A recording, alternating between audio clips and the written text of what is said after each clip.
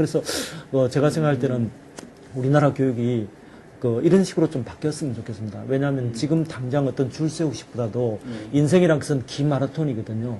지금 예를 들어 당장 어느 대학에 어느 과가 인기 있다고 해서 그래서 어떤 엄마들이 아는 직업은 5개뿐이라는 얘기가 있어요.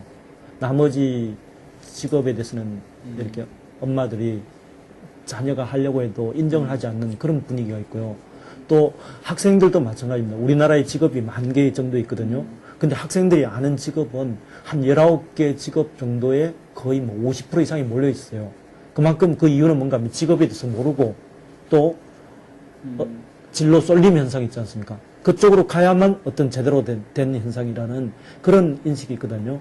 근데 앞으로 FTA에 따라서 사회가 엄청나게 바뀌어지고 또 해외 교류가 되면서 우리나라 직업 세계에도 엄청난 변화가 있을 겁니다. 지금 당장의 인기 직업, 유행 직업이 언제까지 인기 직업, 유행 직업이 된다는 보장이 없거든요. 우리 아이들이 학업을 마치고 최소한도 40년 동안 직업 생활을 해야 됩니다.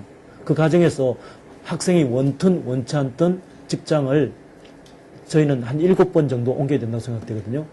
그러면 그 중에 한 2-3번 정도는 완전히 학교에서 배운 거하고 관계없이 완전히 새로운 걸 해야 되지 않습니까? 예를 들어 20년 뒤에 30년 뒤에 자기가 대학에서 배운 지식을 가지고 20년 뒤에 30년 뒤에 계속 활용할 수는 없지 않습니까?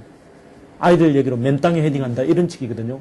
그러면 지금 현재 아이들이 지금 당장 영어 단어 수학 공식 해가지고 어느 대학에 입학하는 게 중요한 게 아니고 입학하고 나서 몇십 년 동안 그 직장에서 살아남고 또 변화하는 데 적응하고 이렇게 해야만 우리나라 경제도 좋아지고 아이들도 좋아지고 우리 같이 나이 든 사람들은 앞으로 노후 준비가 걱정되지 않습니까?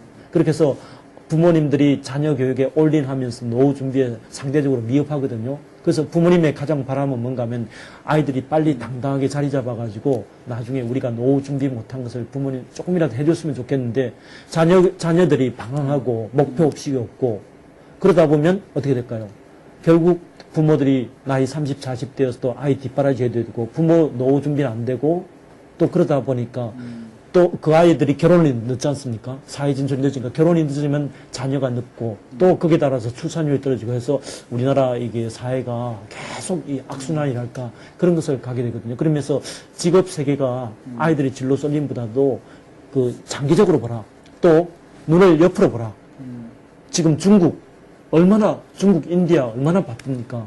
그런 거 비교하면 우리나라 학교가 이렇게 우물안 개구리식으로 이런 식으로 점수 따기 성적 위주로 한다는 것은 어떻게 보면 굉장히 속 좁은 게 아닌가 그런 생각을 해봤습니다. 네.